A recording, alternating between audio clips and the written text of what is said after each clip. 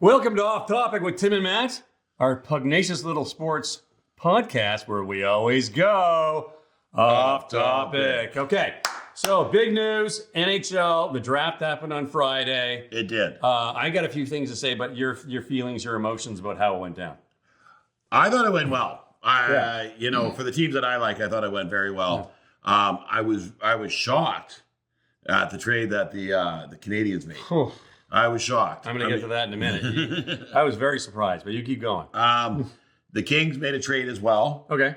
They were looking at defenseman Fiddler, who got picked, and then they traded out of their spot back to 31 and got another defenseman who's got the same size, got the same ability, but a little bit not as good of a goal scorer. Okay. Right. So, okay. Well, remember he's 18, so yeah. So I like what the Kings did with their draft. Yeah. I thought they did a very good job. The Canucks kind of stayed pat. They didn't do anything exciting, but they, the Canucks. It was fine. They got a nice big center at 15. They got a goaltender, Medvedev, in the second round. Okay. And then they just got some fill the hole pieces. A lot of centers. Yeah. Because they don't have a lot of depth at center. So that was the Canucks. I think did a really good job.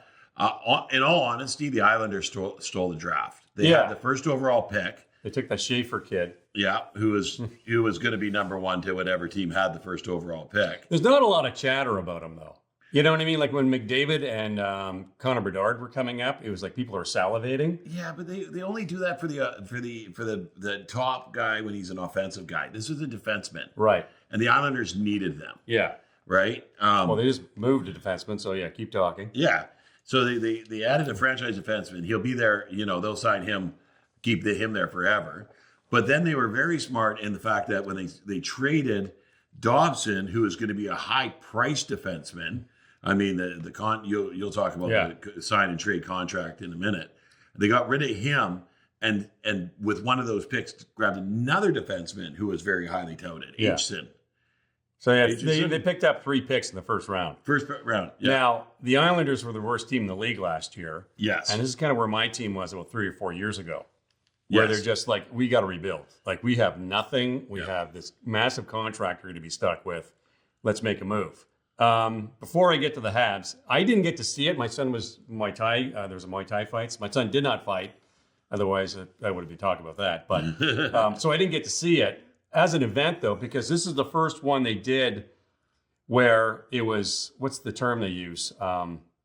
Decentralized.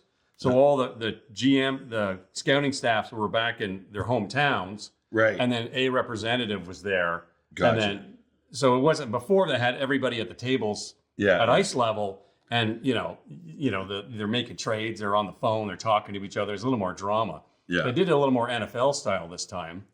Adam Sandler came out for the Bruins pick. Yes. They got SGA. I don't know his real name. He was the MVP for the Oklahoma City Thunder. Yeah. Who won the NBA championship to pull the Montreal pick. But then Montreal traded. So he's standing next to Gary Bettman just going. So it didn't work out. The poor guy went all the way to LA. Or if he was there already, I don't know. Yeah. But as an event, did you get a chance? No, I did. Yeah. I thought my son moved. So Yeah. So things got in the way. But yeah. I think as an event, it was a bit of a letdown because, the way everybody did it before, everybody's there. It's a little more exciting. Yes. And they're, all the kids are sitting up in the stands. They have the VIP section for the, the kids and their parents, and they get picked and they hug everybody and shake an hand. Like they took away a bit of the feel for it. Okay, so Habs. So I wasn't really expecting Montreal to keep both those picks. They have some pieces in their arsenal that they could have moved because they needed a number 2 center and they needed some big wingers up front. Yeah. Then they turned around and they traded for Noah Dobson, who's a 6'4" defenseman. Now, I didn't know anything about this guy because he plays on the Islanders, and I work for a living and I can't keep track of all the teams anymore. There's like 50 teams in the NHL. I don't know who half these players are anymore. 32. It's a lot of teams. I can't keep track. So at first blush, when this thing hit my phone, I'm like, what did they do? 2 picks and a guy for what? And then, of course, I start reading and, the dust kind of settles. And I suddenly realize this is actually a really smart move because he's 6'4", he's 25 years old. Yeah. He can move the puck like he's capable of 60, 70 points Yeah. on a bad team. Like you got 60 points last year on a bad team. Like that's pretty good. And now with Lane Hudson, who probably will get a sophomore jinx, having won the Calder, it's just, you'll have two defensemen on the ice for 45 minutes a game that can get you 60 points a season. So it's a really good 1-2 defensive punch. And the GM, Ken Hughes, is like, look, we need forwards, we need another center. It's hard to get forwards to come up if you don't have a proper defense. Yeah. So now we have this really good defensive core. They have Mike Matheson, who's a little bit expendable now. Yep. They can trade him with one of the young guys. Probably Logan Mayo will get moved. And that means they can get that center or that big forward that they need. So it's actually a very savvy move. And the two picks they got, we're just going to give them much of the same they have already. Like Yeah. They have a lot of young forwards. They have young defensemen in their arsenal. They would have given two more players that they already have, and this two kids that maybe might pan out in 5 years. Whereas you got a guy right now who's only 25, can do a lot for your team, and he signed for less money than he was asking for the Islanders. He wanted over $11 million from the Islanders. He went 9.5 for Montreal. So it was actually a very savvy move. It was, yeah. He didn't want to stay with the Islanders. No. He knew the Islanders were, year one of a 5-year rebuild. Yeah. Or year He'll be two. 30 before he sees the playoffs again. Exactly. Right? And so, I mean, this is a good call for him to go to a young team, because he's a young guy that he's going to grow with, right? He got a good 8-year, $76 million total, 9.5 a year. Why not? I mean, he's set. You're going from the island, which is like dead, to Montreal, which is hockey frenzy, and the energy in that building. So it's a really savvy move. And then Montreal went ahead and moved a couple of they had tons of picks this year. So they moved a couple of picks. They got a winger from Russia. They moved up to number 34. I think it was New Jersey they traded with. Made another trade with Boston. Got a center from Kelowna, 6'4", 200 pounds, 18-year-old kid. He's going to put a good 20, 30 pounds on, maybe 15, 20 pounds in the next few years. So they got their big forward that they need, or center in their farm system. So it worked out well. It was a smart move. Well, and he's coming home too. Like Dobson's from PEI, Summerside, Prince Edward Island. Right. Coming home. I think it sets the tone for what the Islanders or the Canadians needed to do with getting bigger. Yeah. Getting bigger, getting people that can throw the body out there, the whole 9 yards. And remember, Mark Savard just retired, so this lost a veteran defenseman. Yeah. And they're effectively replacing with a 25-year-old instead of the 18 or not 20-year-old that they're thinking of the young kids coming from the AHL. So it just makes hockey sense. And first blush, I was like, why did that? Well, when you say 2 first-round picks, and it's, a top 20 first-round picks. Yeah. 15 and 16, I think it was. 16, 17. 16, 17? Yeah. Yeah. When you say that, you kind of, oh my goodness. But then when you really dig into it, that was a really good move by the Canadians. And, first of all, the draft really isn't that stellar this year. It's the Islanders, so I wouldn't get too excited about all these picks they have because, have to have player development to back that up. I don't know if they have that. The Islanders are a pretty solid franchise. They've had some tough times. That recently have had some tough times. Yeah. I mean, and I guess, you go back 10 years before that, they had some tough times and they rebuilt and they were contenders again and they had some good players. I mean, they had Tavares for a lot of years. Yeah. Where they were always kind of in the conversation.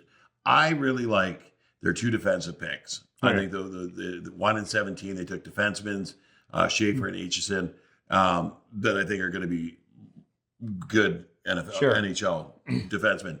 Victor Eklund is the one that I think he's a very, very good forward, right winger, scoring touch from Sweden. I think he is going to be the piece that they're going to be very happy about getting in this deal. Yeah, because this gives them some more offensive firepower, You're right. which I don't think they have very much. No, I mean, it's still several years away before this kid pans out. So, Oh yeah, for sure. but the Evander Kane trade to Vancouver was a bit of an interesting one for a 4th-round pick, because people in Vancouver aren't too crazy about this. And I've got NHL Fan Zone posted some of the comments. Going from Brock Boser, this is just fans talking. It's a little bit mean. Going from Brock Boser to Evander Kane is like trading a golden retriever for a raccoon in a leather jacket. I missed the person I was a day ago when Evander Kane wasn't on my hockey team. And here we go. This management team spent months ripping into Miller and Pettersson for creating a toxic environment and blaming last season on them instead of taking any responsibility. Then you go out and trade for Evander Kane. You can't make this up. So yeah, Vancouver is not too thrilled, the fan base, about getting Mr. Evander Kane. I mean, he's a little past his prime. He's always been a bit of a prima donna, but you never know. He's going home. He played for the Giants. Maybe he turns things around, gives them some veteran presence. I don't know. Here's the thing: is as a fan, we can look at Evander Kane because he didn't play on our team, Yes. right?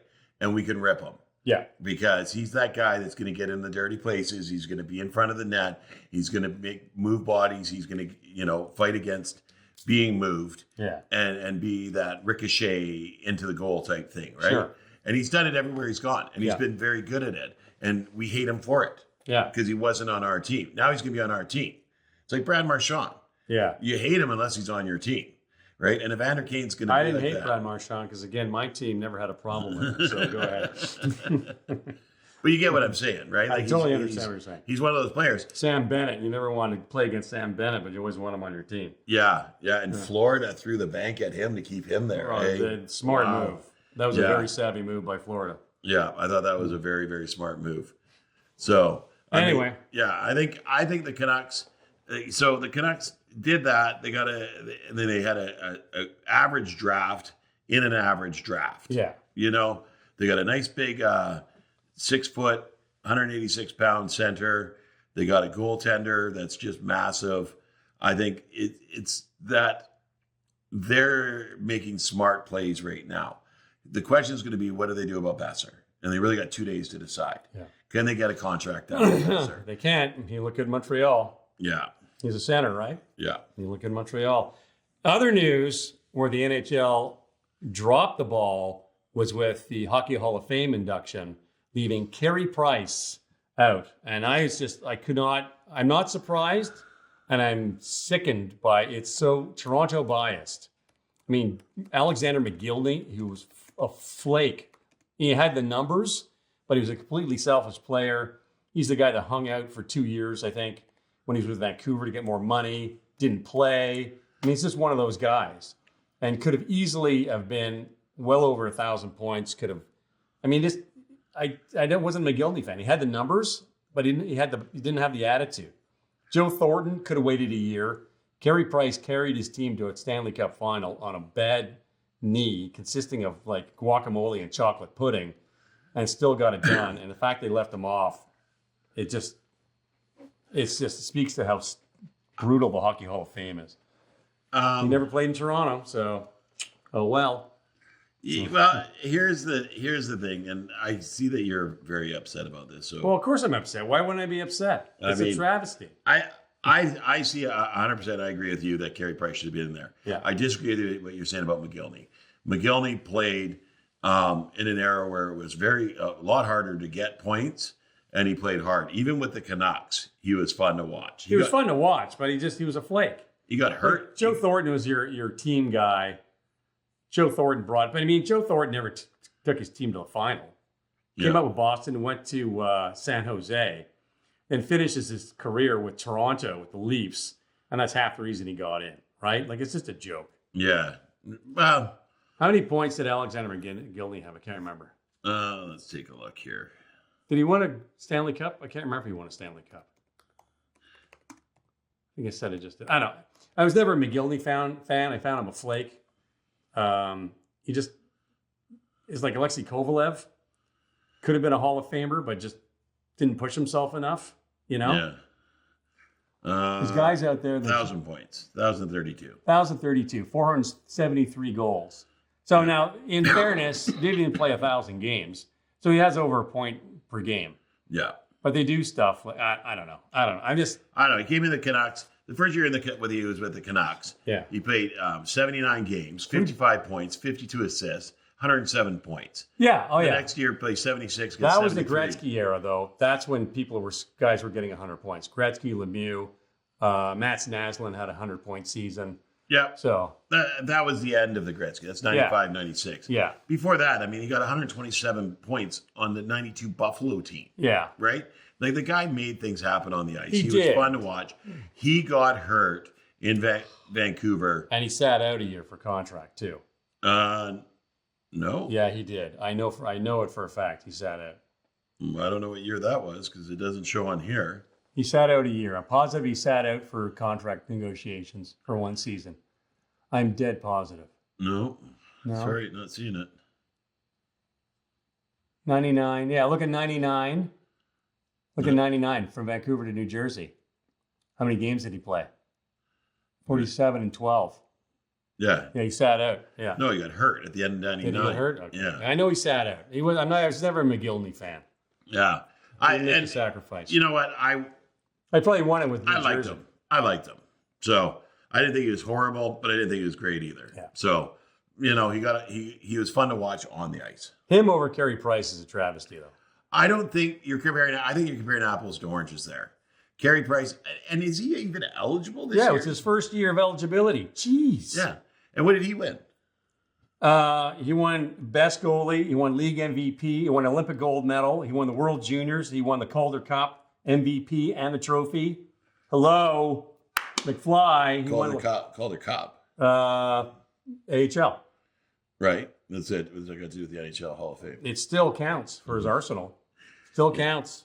Yeah. You look at the trophies he's won, that comes He up. didn't win a Stanley Cup, though. He went to a Stanley Cup on a bad knee and carried his team. Did he win? No, he did not. So, I mean, No, he did. there's arguments for and against each, right? And I agree with you. floated all of those. I disagree with you on McGillney. I agree with you that Price not getting is a travesty. Yeah, he'll get it next year, but it should have happened this year. Anyway, all right. So that's it for NHL. Unless there's something else I'm missing, I can't. Free agent frenzy coming on. We'll see what happens. Yeah. Brock Boser as a Hab. That'd be kind of sweet, but we'll see. We'll see. Is there anybody that you don't want In Montreal? in Montreal? Well, a small, skilled forward I wouldn't want No. because we already have those. So we need a big, grinding forward. Yeah, I think you do Brock too. Boser, Bozer, yep. Dandanoff, Drouin. Oh gosh, Drouin. Jeez, that poor guy never. Ellers. Ellers. Is he a center? He's not a grinder though. It's like that's a skill guy. Yeah. Claude Giroux, a little past his prime. Patrick Kane. I liked him. I loved him during those Chicago years. And Patrick Kane. Interesting point. He's in Detroit now, Yeah. and he could have moved. And he said, "I'm not going to leave because his teammate, their two sons, are like these little sweetie pies, little whippersnappers. They're best friends." Oh yeah. And he goes, "I can't take my son away from his best friends. I'm staying in Detroit." So that's kind of cool. Yeah. Was a kid who had a bit of an attitude growing up and had needed time to grow up, and clearly is a different person now. So There's a lot of age. yeah, that's just it, right? There's just Yeah. not a lot. Brock Boser and Mitch Marner, Or by like your two best. and then it kind of drops off. I think Ellers too. I think he's not too bad. No, he's good, but Montreal just doesn't need another skilled winger. They need No. a big, solid, sort of grinding guy. And Yeah. center, they need a proper center. So Yeah. poor old Kirby Doc just can't get it going. Apparently, he wasn't working out too hard in the off season, which led to his injuries, and he's pushing himself a bit harder this season. I hope he pans out. I like to see a young kid who's dedicated his life to a sport pan out. But it's up to him. So Yeah. okay, is that it? Anything else? Happy Canada Day coming up, July Couple the days. 1st. Yeah. 2 days. It's not a day off. It's a celebration of our nation's birthday. Remember that. Don't complain that it's on a Tuesday. Okay. No, not a day off for you to have a long weekend. That's not why it exists. If you plan ahead, you take the Monday off beforehand, and you don't have to go to work either day. I got 5. There's 5 guys in my off on Monday. Oh, I think half my office is off. Gone, yeah. I'm not there. It actually works out. Mondays are dead for us because, of course, I work at a pork factory and people want product for the weekend. Yeah. So there's like no orders on Monday. So we're all like half an hour in, everything's loaded. We're sort of standing around like, is there anything to do? So 5 guys off on Monday is perfect because we'll be busy all day. And Yeah. There you go. all right. Okay, so that's it. Comment, like, subscribe. Happy Canada Day. And that's it for us. Thank you very much. We want to hear from you. Tell us how you feel about Evander Kane, about Noah Dobson, what free agents your teams want, anything. Tell us. We want to hear. Sounds good to me. All right. Thanks for tuning in for Off Topic with Tim and Matt, where we always go off topic.